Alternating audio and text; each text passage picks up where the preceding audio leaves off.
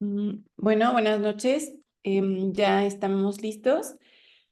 Bueno, el día de hoy nuestro rap va a ser sobre hematología pediátrica y para esto nos acompaña la doctora Betsaida Valdés Garibay, que es médico cirujano y partero egresado por la Universidad Michoacana de San Nicolás de Hidalgo.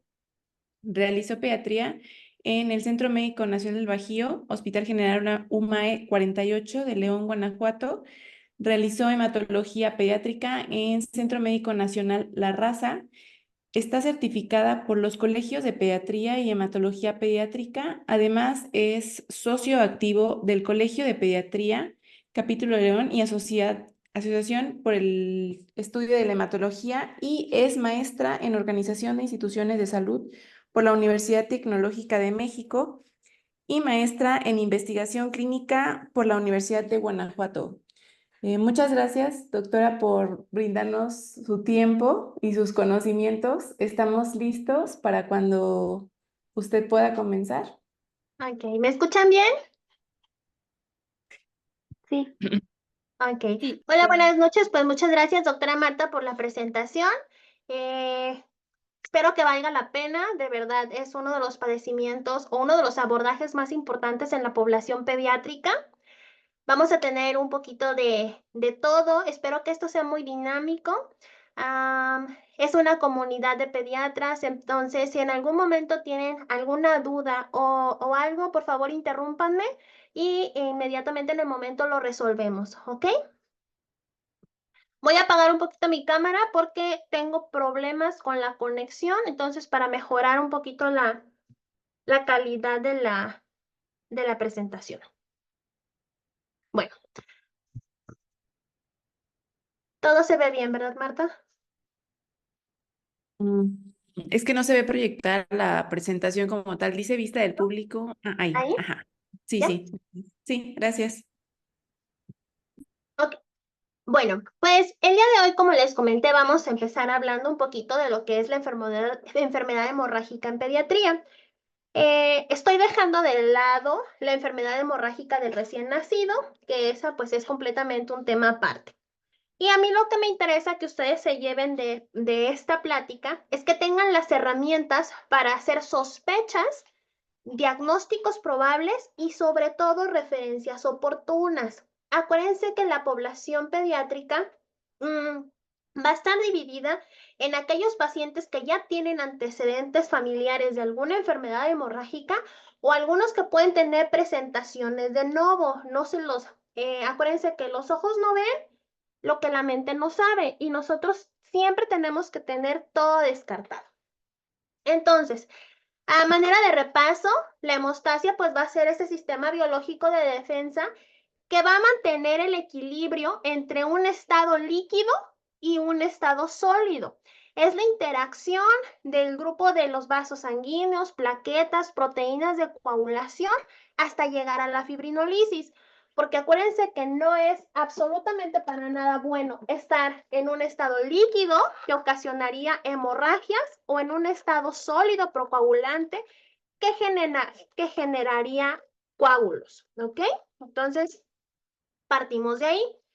Para el estudio de la hemostasia, se ha dividido en hemostasia primaria y secundaria, y es lo que seguramente ustedes han estado estudiando como la vía extrínseca y la vía intrínseca. No es del todo malo, solamente no pierdan de vista que estos procesos suceden de manera simultánea y únicamente para el estudio o para acercarnos a la probabilidad diagnóstica es que tenemos estas dos separaciones. En la hemostasia primaria vemos la interacción de los vasos sanguíneos. Acuérdense que todo pasa o todo empieza a través de la agresión endotelial. Y el primer recurso del organismo para detener una hemorragia, ¿cuál es? Alguien que participe rápidamente. ¿Qué es lo que pasa en el La vaso adhesión sanguíneo? plaquetaria, perdón. Lo primero que pasa es una vasoconstricción. Ese es el paso 1. Se cierra, hay una vasoconstricción y eso limita. Y con la liberación de sustancias del endotelio es que empieza la migración plaquetaria. que eso es lo que consiste la hemostasia primaria, como los primeros bloques de tabique que llegan a tapar. Y después la hemostasia secundaria, que es el cemento que va a solidificar ese tapón, que está constituida por proteínas de la coagulación, los famosos factores de la coagulación y algunos otros elementos celulares. Entonces, en esta fase aproximadamente, la fase vascular, la fase de vasoconstricción dura de 2 a 5 segundos, la fase plaquetaria de 3 a 10 segundos y la fase plasmática hasta 3 minutos. Antiguamente se utilizaba mucho una prueba que se llama tiempo de hemorragia o tiempo de sangrado de Ivy para ver la fase plaquetaria, donde estaba el conteo hasta 7 a 10 segundos. Si esto tardaba más de 10 segundos, sospechábamos en una alteración de la función plaquetaria, o sea, una disfunción. Y cuando a pesar de hacer las principales maniobras de detención de una hemorragia después de 3 minutos persistía, sospechábamos de algunas alteraciones de las proteínas de la coagulación. Y yo sé que lo primero que se viene a su mente, pues es las hemofilias. Más adelante platicamos de esto.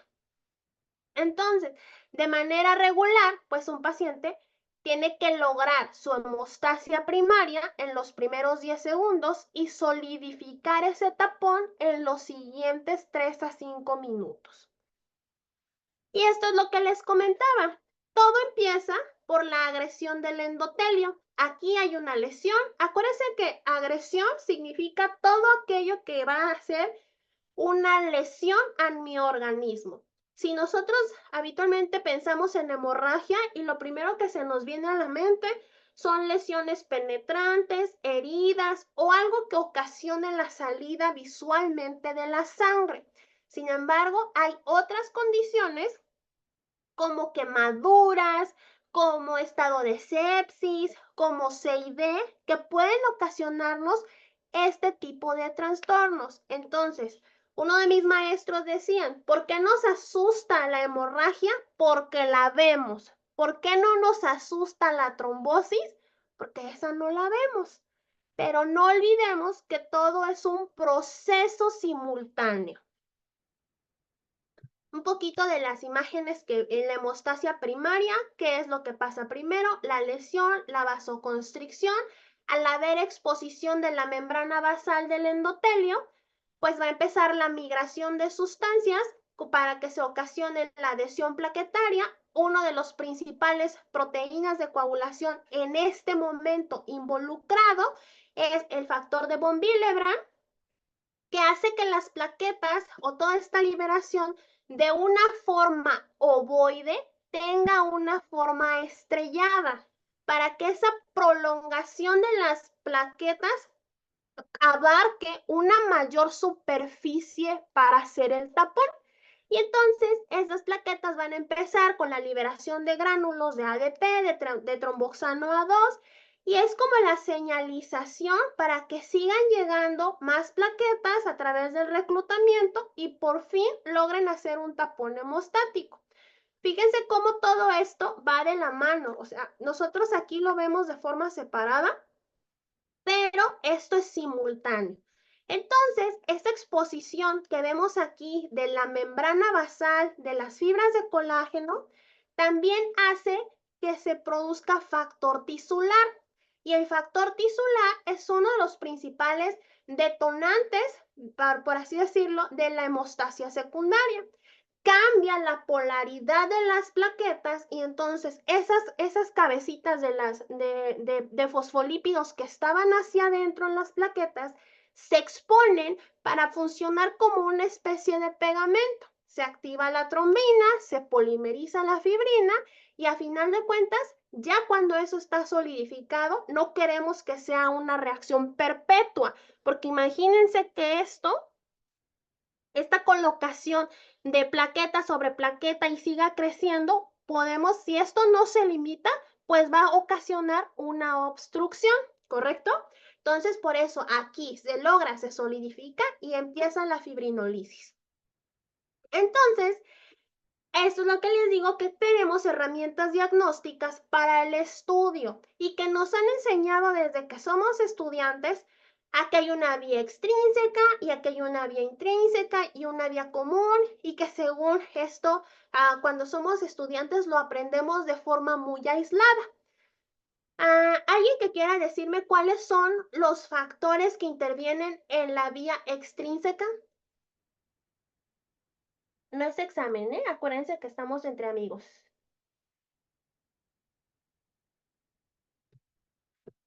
Déjenme ver si esto ya mejoró.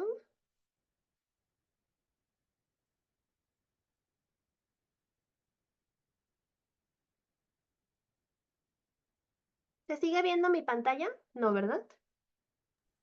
Sí, sí se ve. ¿Sí se ve? Ujú, se ve Creo, bien. creo que soy yo la que no los veo. Ahí está. ¿Se ve completa, Marta?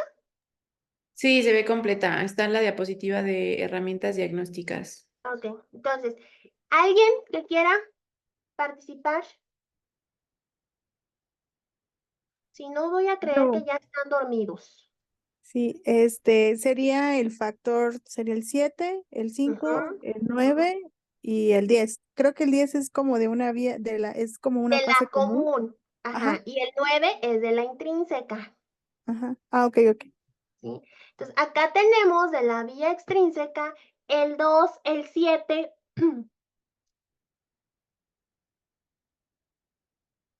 De este lado, factor tisular, factor 7, que van a converger en la vía común, que empieza a partir del factor 10.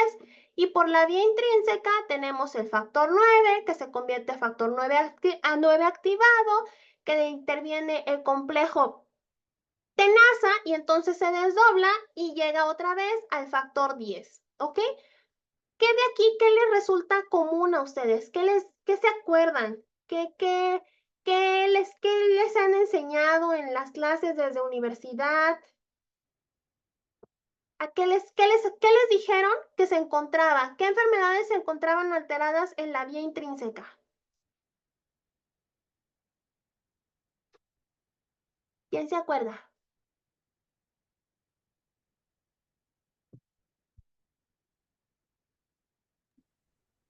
Las Doctora, hemofilias. las hemofilias. Muy bien. ¿La hemofilia es deficiencia de qué factor, doctora Marta?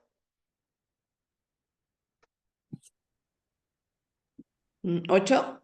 8. Ser- ¿Y la B? Sería 9. 9. Muy bien. Ok. Ujú. Y Esto, también enfermedad, perdón, enfermedad de von Willebrand. exacto, también está en la intrínseca. Son los más frecuentes. Desde aquí, a mí me va a ayudar a entender si es, si es hombre, si es mujer, qué antecedentes tiene, si estamos en un proceso infeccioso agudo, si llegó con alguna lesión, alguna quemadura, traumatismo. Desde aquí mi mente ya tiene que ir viendo qué le voy a yo a pedir, porque yo ya sé cuál es el tipo de agresión y yo ya sé qué me voy a encontrar. No se vale hacerlo al revés. Pido tiempos de coagulación, me salen alterados y a lo mejor el paciente ni siquiera tiene historia de hemorragia. ¿Eso sería correcto? ¿Para qué pedimos los tiempos de coagulación? Los tiempos de coagulación se hicieron para predecir hemorragia o para predecir trombosis o los dos. ¿Tiene relevancia un tiempo de coagulación acortado? ¿Es el objetivo de un tiempo de coagulación? ¿Les ha sucedido? ¿Han visto en su práctica clínica esto?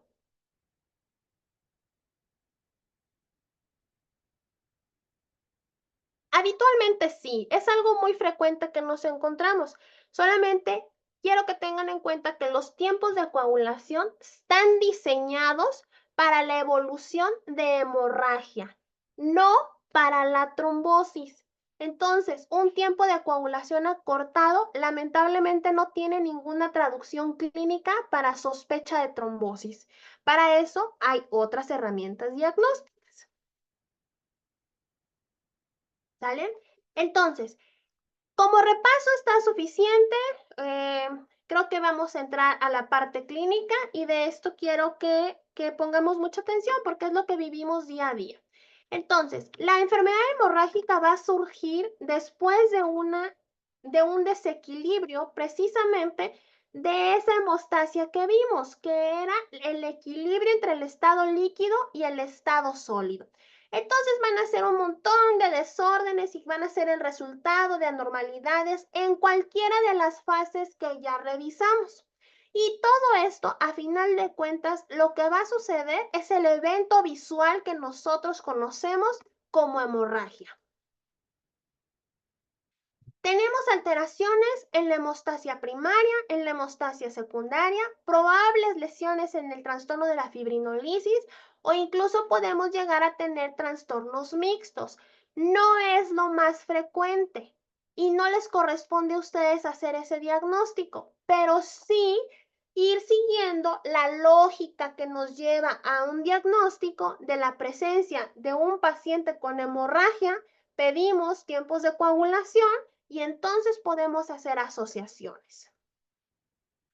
Tenemos de este tipo de desórdenes, los tenemos adquiridos o hereditarios. Lo más frecuente es que tengamos hereditarios cuando estamos sospechando sobre todo deficiencias de proteínas de la coagulación, trombocitopatías que no son tan frecuentes o algunos síndromes que incluyen o pueden presentar telangiectasia hemorrágica vascular. Los adquiridos de estos, ¿cuáles creen que sea el más frecuente? ¿Cuál es la enfermedad hemorrágica benigna infantil más frecuente? Doctora Marta. ¿La qué, perdón? Es que se cortó. Enfermedad hemorrágica pediátrica benigna más frecuente y que es adquirida. Mm, mm, La trombocitopenia inmune. ok. ¿Sale? Eso es lo más frecuente que vemos nosotros los hematólogos pediatras como este trastorno hemorrágico adquirido. De allí, quizá los secundarios a procesos infecciosos que nos lleguen a hacer CIDs, pero también podemos llegar a encontrar púrpura vascular, que no es precisamente de la atención del hematólogo, sin embargo, por tener lesiones tan evidentes, pues habitualmente nos llegan. Muy bien. ¿Cuándo vamos a sospechar que el paciente tiene una enfermedad hemorrágica? Entonces, ya vimos que más de 10 segundos de tener una lesión y no lograr un coágulo es sospechoso. Más de 5 minutos de hacer maniobras iniciales y está sangrando es sospechoso. Que tenga hemorragia espontánea sin antecedente de algún trauma es sospechoso. Ya vimos con respecto al tiempo que la presencia de una hemorragia o de lesiones cutáneas sean desproporcionadas en cantidad y duración de acuerdo a probablemente Betsy, alguna contusión. no está cambiando la diapositiva, sigue en la de herramientas diagnósticas.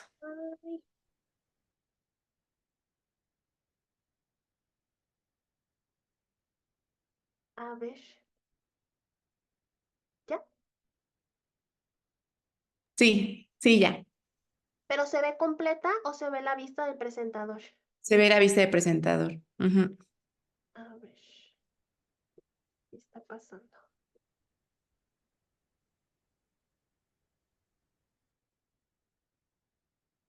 Lo voy a dejar de compartir.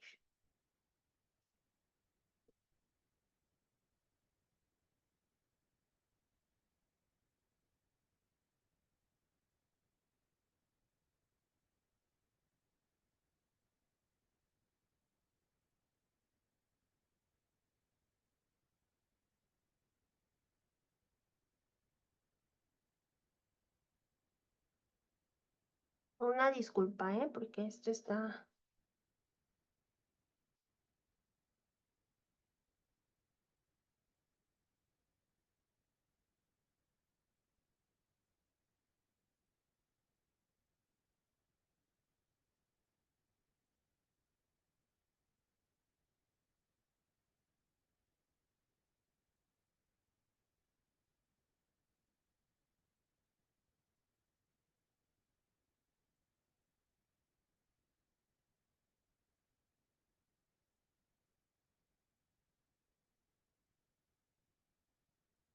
Ahora sí ya se ve. No, es que ahora ya no sale si estás compartiendo la pantalla.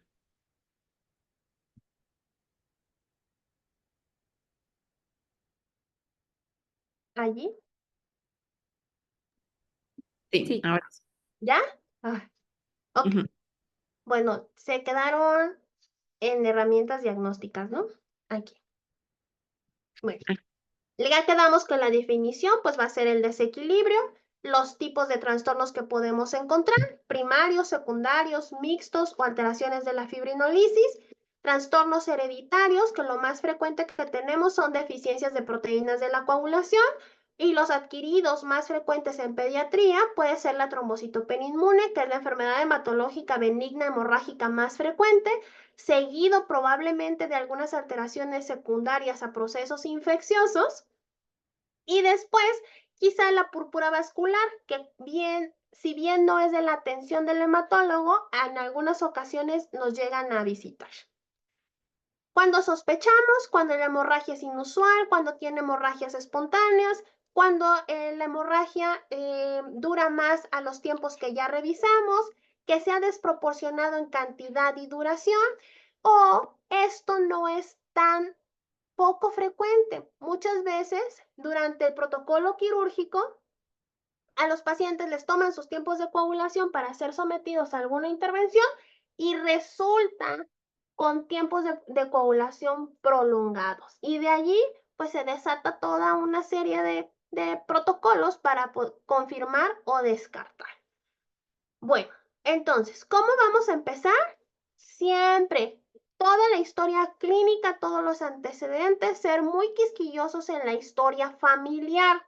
Si hay hombres, si hay mujeres con historia de, sobre todo, hemorragias obstétricas, preguntar muy bien con respecto al periodo menstrual, si es que ya empezaron a menstruar, y si no ha pensado en menstruar, revisar la historia familiar con respecto a los periodos menstruales, hacer una exploración física completa. Acuérdense que nosotros los pediatras nos caracterizamos por hacer una revisión completa y hay que pedir que desvistan a los pacientes.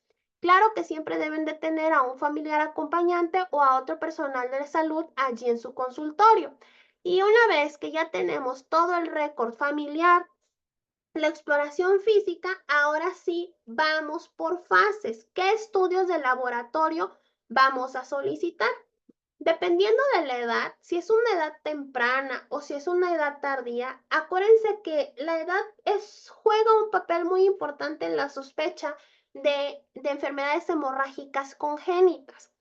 Hay que preguntar sobre los eventos reto de la vida, como lo es la dentición, si hubo presencia de quimosis o hemartrosis durante el inicio de la reptación, si hubo presencia de hemorragia posterior a la onfalorexis.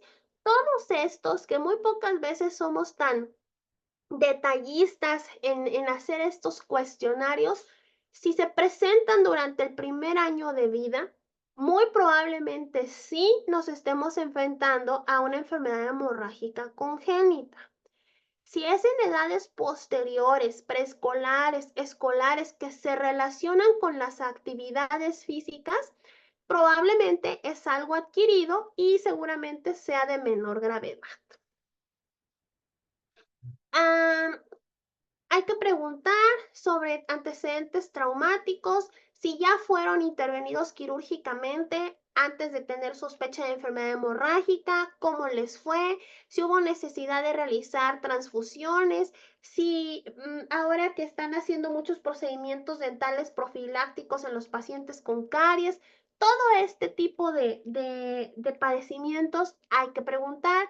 Antecedentes de enfermedades renales, hepáticos. Acuérdense que los niños con enfermedad hepática es esperado, no es normal, es esperado que tengan una alteración en los tiempos de coagulación, porque las proteínas de la coagulación se sintetizan en el hígado. Entonces, si la fábrica no sirve, es esperado que estén prolongados. Sin embargo, un niño que no sangra en una enfermedad hepática no se le pasa plasma, porque él tiene esa lesión y lo mantiene en equilibrio para mantenerse sin una agresión, ya que si va a ser sometido a una biopsia, que le van a hacer algún procedimiento quirúrgico, pues entonces sí tenemos que ayudarle a mejorar su sistema de hemostasia. Síndromes de mala absorción. El estado nutricional tiene un impacto directo sobre las proteínas. Acuérdense que es proteína de la coagulación. El Ehlers-Danlos, que tiene que ver con defectos del colágeno, cardiopatías cianógenas. Muchas veces le tomamos muy poca relevancia.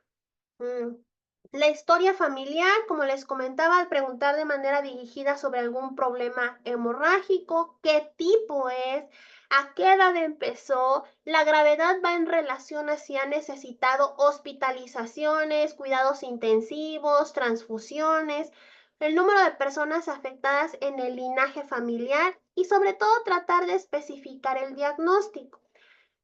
Habitualmente, cómo vamos a diferenciar las alteraciones en la hemostasia primaria y en la hemostasia secundaria? Okay.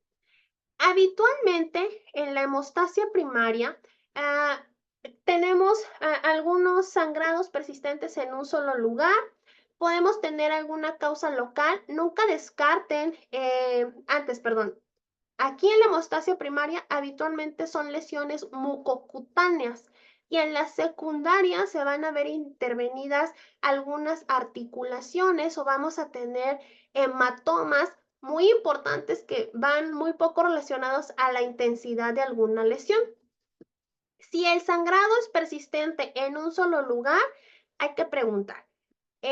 Sobre todo en los niños hay mucha epistaxis y el 70% de las epistaxis son culpa de la nariz. Me refiero a que hay algún problema inflamatorio localizado, rinitis, dependiendo del ambiente donde vivan, la edad que tengan que les gusta rascarse la nariz. Hay que preguntar, hay que ser muy inquisitivos en las preguntas sobre el periodo menstrual. Si lo que les comentaba, si la hemorragia es mucocutánea, sospechamos de alteraciones en la hemostasia primaria, sobre todo plaquetas o incluso von Willebrand. Si el sangrado es profuso de tejidos blandos o articulaciones, sospechamos de hemostasia secundaria por alteraciones de proteínas de la coagulación. Y en niños pequeñitos, si tenemos presencia de hemorragias tardías o sangraditos del muñón umbilical, sospechamos de deficiencias de factor 13, hipoprotrombinemia, fibrinógeno o incluso deficiencia de factor 10. Pongan atención a este cuadrito porque yo creo que no es tan difícil, sobre todo orientarnos hacia qué parte de la hemostasia está alterada. Algo que yo veo muy frecuente en el sitio donde laboro es que de repente llega un paciente con historia de hemorragia sin diagnóstico preciso y me le piden tiempos de coagulación, proteínas naturales de la coagulación, o sea, o se está desangrando o se está trombosando. No se vale hacer ese tipo de pesquisas que realmente no están orientadas a algún diagnóstico. Las características de las alteraciones en la hemostasia primaria, grábenselo bien, van a ser piel y mucocutáneas. Piel, petequias, púrpura húmeda, púrpura seca, equimosis y muy pocas ocasiones hematomas. Epistaxis y en las adolescentes puede llegar a presentar metrorragias. Comparado con las alteraciones en la hemostasia secundaria, que vamos a ver lesiones de tejido blando, músculo o incluso articulaciones.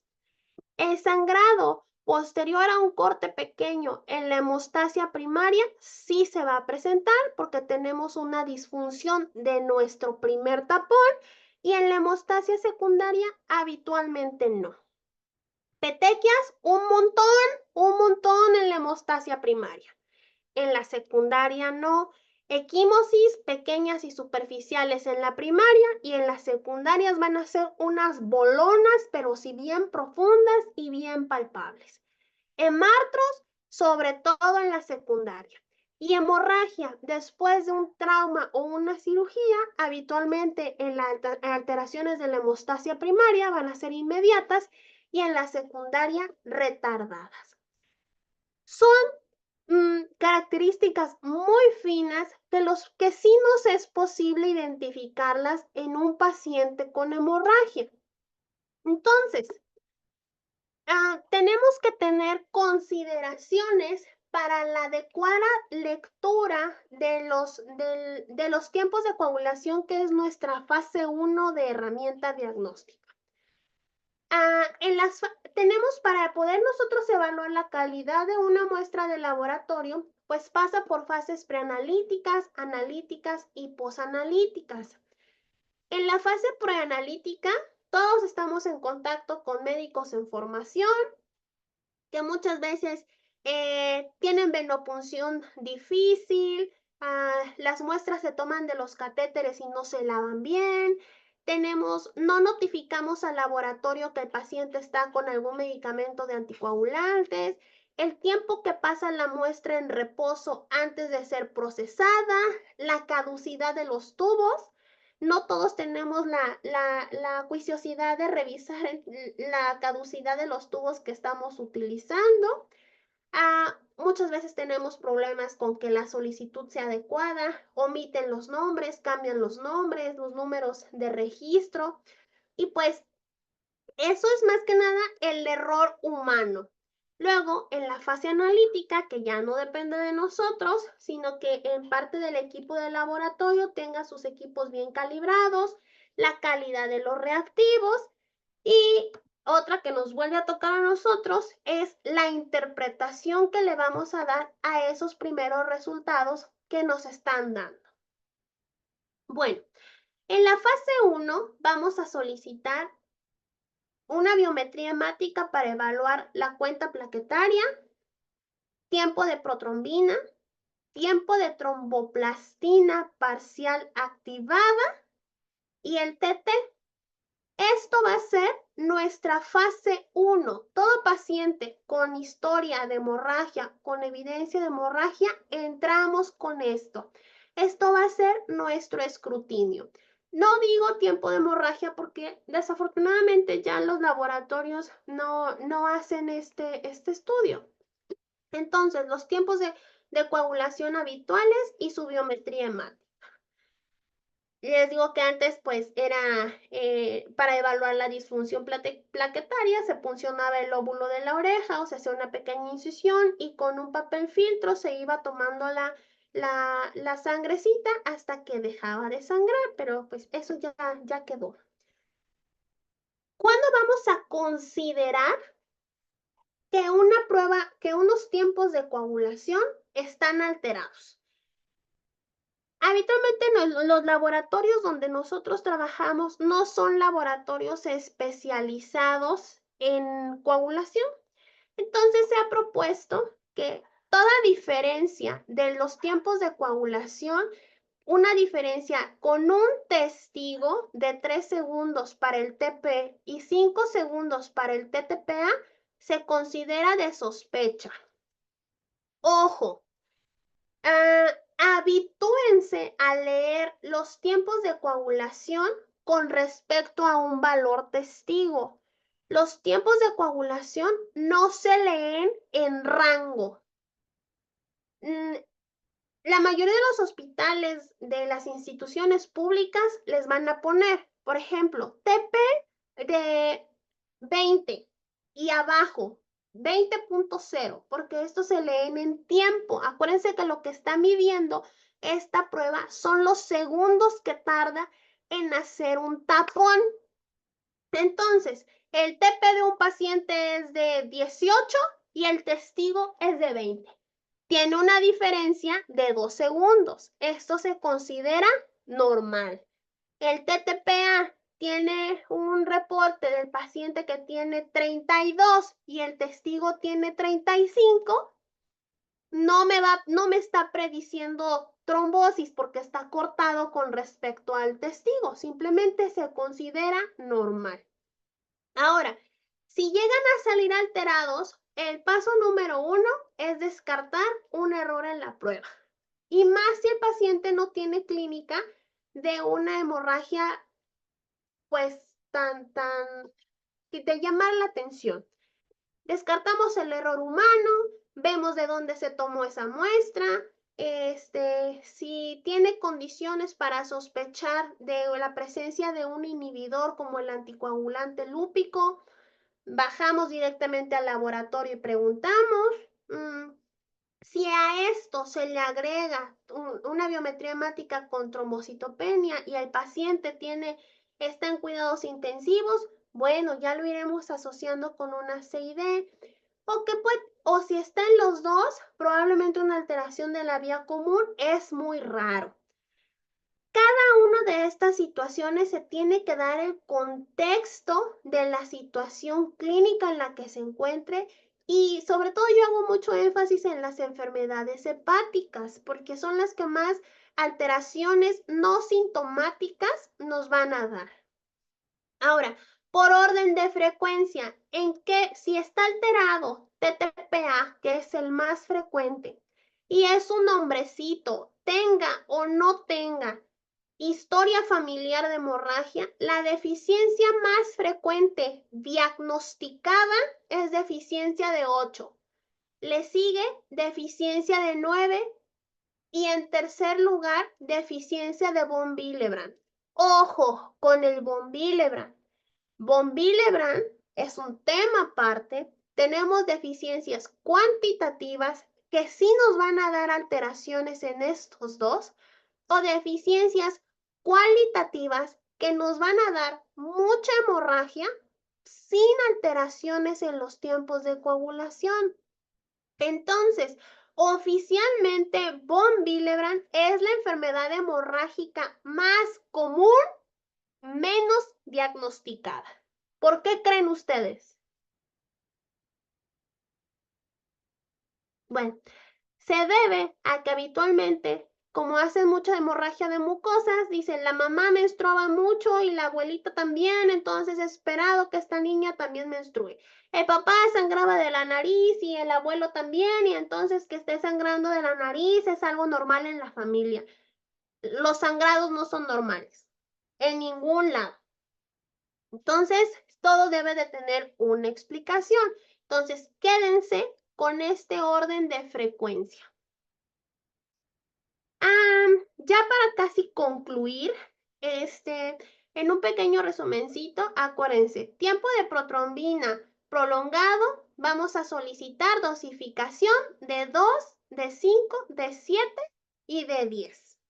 Y probablemente tengamos alteraciones relacionadas con deficiencia de factores, déficit de vitamina K, sobre todo en pacientes con estancias prolongadas hospitalarias, con ayuno, cirugías, porque la vitamina K se sintetiza, se carboxila a nivel intestinal. Los pacientes que tienen antibiótico de amplio espectro de esquemas de más de 10 días pueden llegar a lastimar la microbiota intestinal y eso puede llegar a ocasionar deficiencia de vitamina K y por ende alteraciones en el tiempo de protrombina. Que estén con terapia de anticoagulantes orales o que sean portadores de enfermedades hepáticas.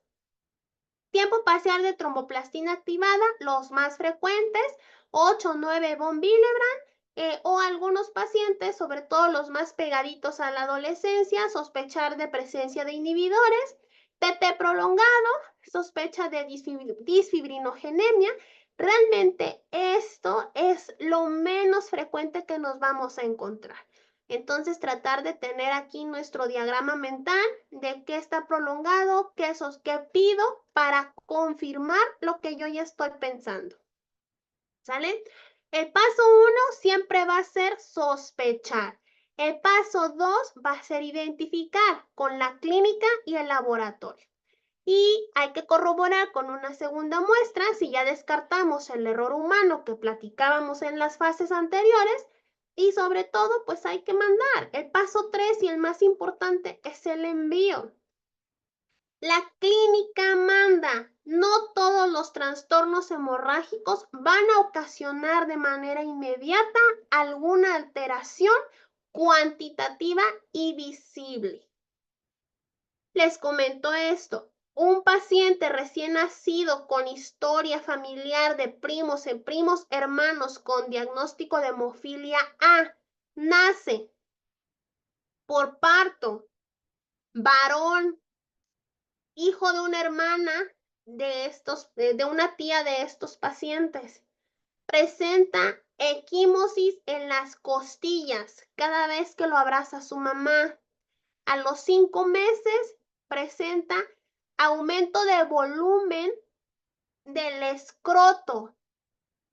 Pasa 6 meses, 7 meses, 8 meses cuando llega a la consulta de pediatría. Este paciente debió ser referido ¿en qué momento a hematología? Desde el momento que tiene antecedentes, se tiene que programar, se tiene que enviar.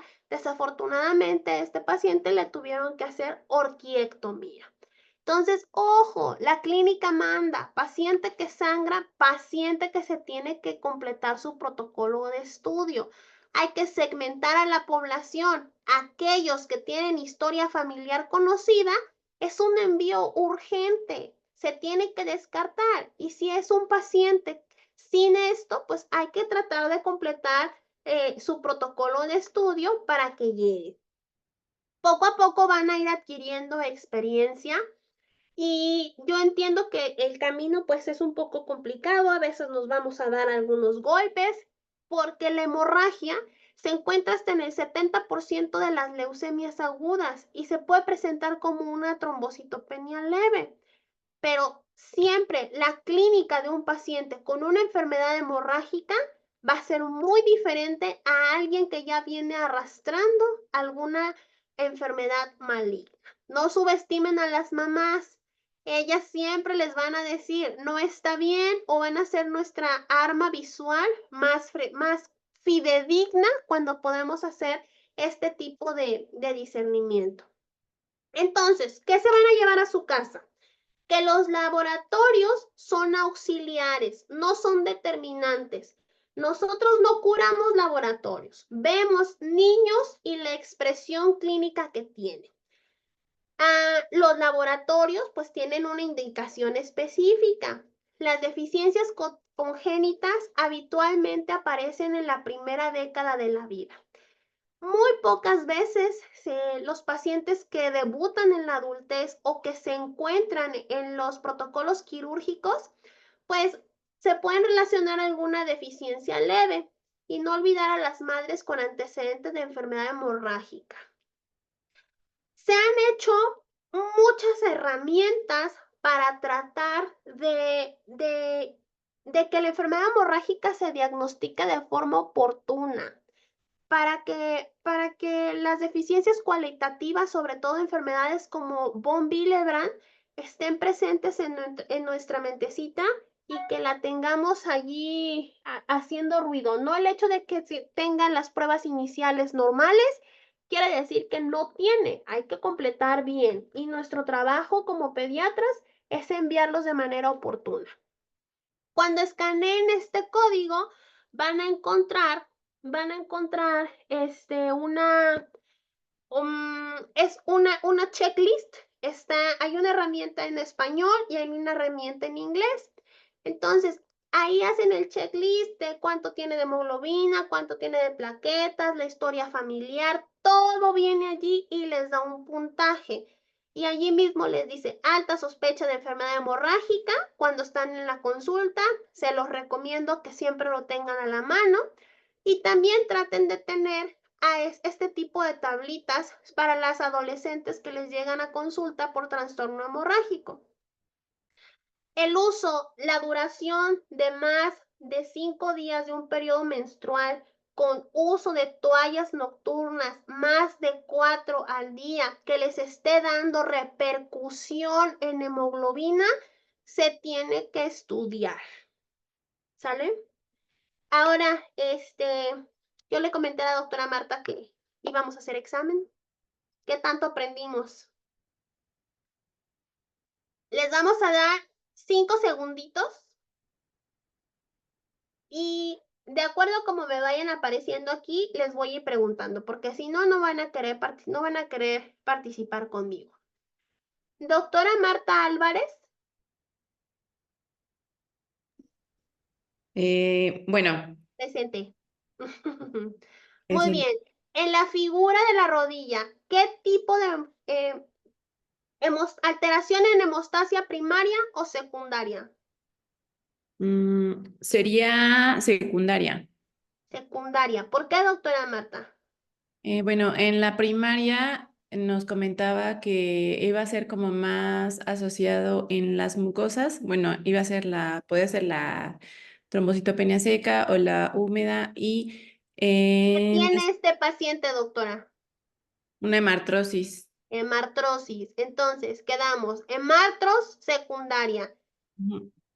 Es un nombrecito. ¿Qué le vamos a pedir, doctora Marta?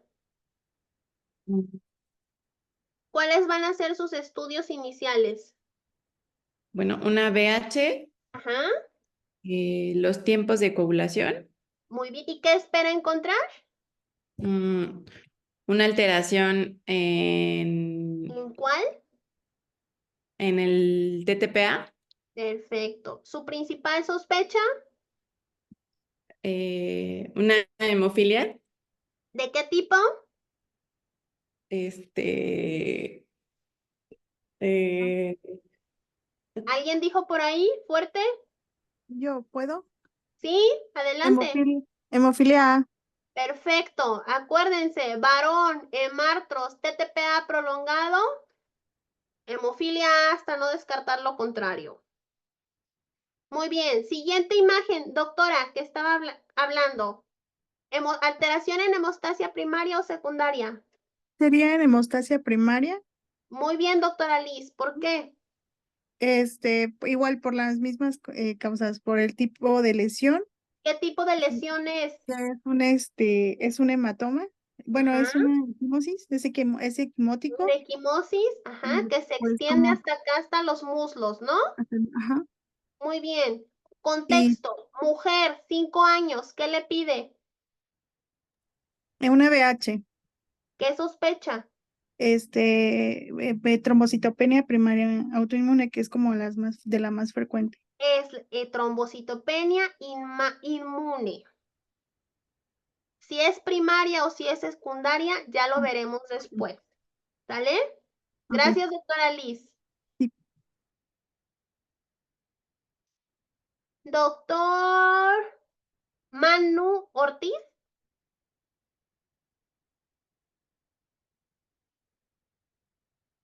Creo que ya nos abandonó. Doctora Gabriela Guzmán.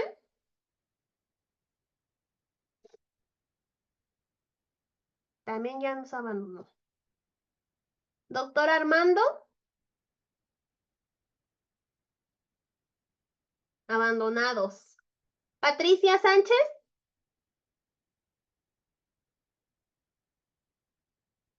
Bueno, alguien que esté presente, que quiera decirme qué tipo de alteración encontramos aquí. Primaria o secundaria. Secundaria, mi nombre es Sofía. Buenas noches, doctora Sofía. ¿Por qué secundaria? Parece que es un codo y tiene una hemartrosis. ¿Y estos de acá, doctora? Ah, ok, parecen equimosis. Ajá, Ahí tiene una lesión primaria entonces. una primaria. ¿Qué contexto? Niño de 3 años. ¿Qué le pide? Una biometría hemática y tiempos de coagulación. Ok. ¿Qué sospecha, doctora? Pues podría ser una trombocitopenia Inmune primero. inmune. Ajá, sí, Muy bien, gracias. No se me vaya, doctora Sofía. aquí El estoy. vecino. Ok, ahí sí se ve, pero no estoy viendo en el celular, no distingo bien. Un segundo. Contexto. Niño de 6 años que le Ok, quitaron una muela. mis cielos. Tiene una trombocitopenia primaria. ¿Por qué? ¿Qué tiene acá en Ah, el ojo? sí, tiene equimosis. Tiene una hematomota que le inflama párpado superior y párpado inferior. Ah, ok, sí, es En la cierto. boca tiene una hematomota hasta acá en el cuello. Mire hasta dónde se extiende. Sí, correcto, ¿Primaria o sí. secundaria? Primaria. ¿Quién está de ¿Puedo? acuerdo? Sí, adelante. Por el antecedente de la extracción molar, yo Ajá. considero que secundaria, igual, por hemofilia. Hematomas profundos y progresivos. Ok, Una secundaria, ¿sale? Y es sí, hombre, gracias. aunque no tenga historia de familiares con hemorragia, sospecha de hemofilia. Perfecto. Gracias, Gracias. doctora Sofía. Muy bien. ¿Quién quiere apoyar acá? Este es un codote.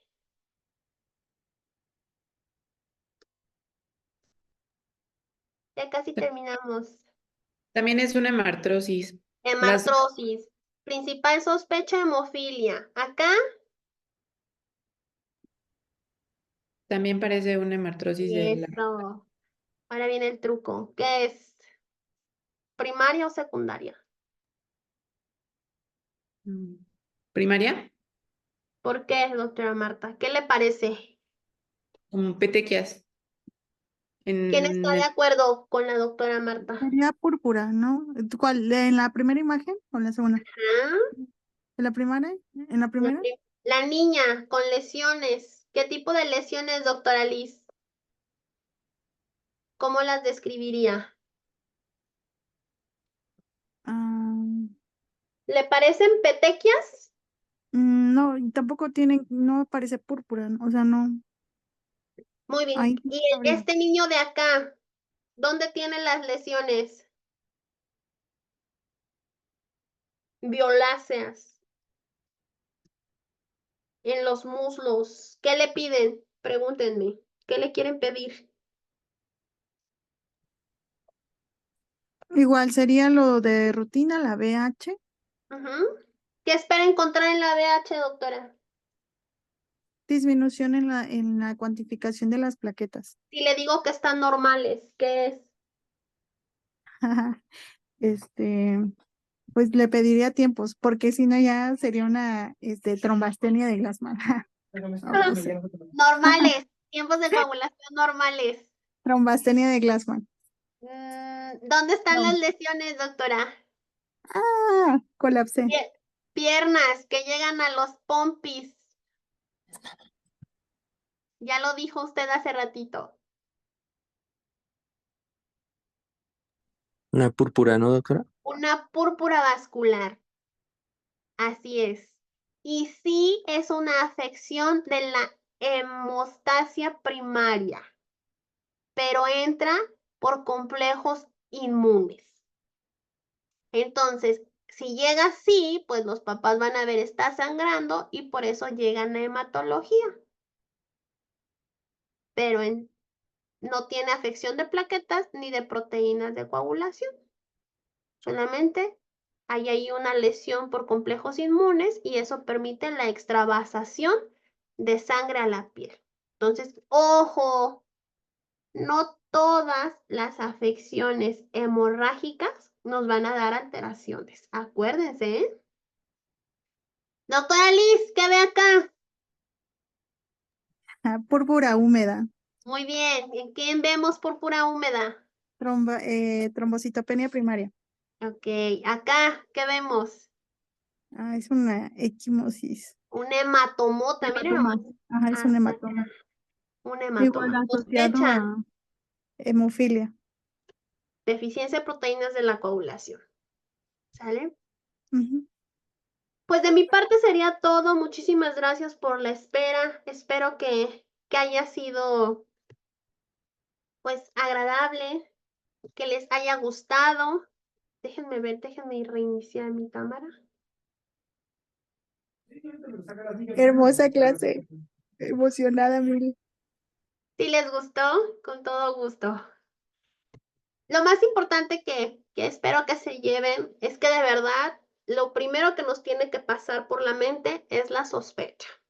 Y todo lo que se sale de lo habitual, ténganse confianza y pues hagan las referencias o completen los protocolos de estudio. Una de las enfermedades más difíciles que tenemos, incluso nosotros los hematólogos para diagnosticar, son los von Willebrand. Por eso es que es una enfermedad tan común e infradiagnosticada. ¿Sale? Pues en sus manos está hacer la diferencia para estos niños. Entonces, si en algo puedo ayudarles, con toda confianza, la doctora Marta que les pase mi contacto y pues a sus órdenes. Y muchas gracias por la espera. Gracias, Bueno, doctor. Felicidades. gracias. Gracias, Doc. ¿Alguien tiene alguna duda?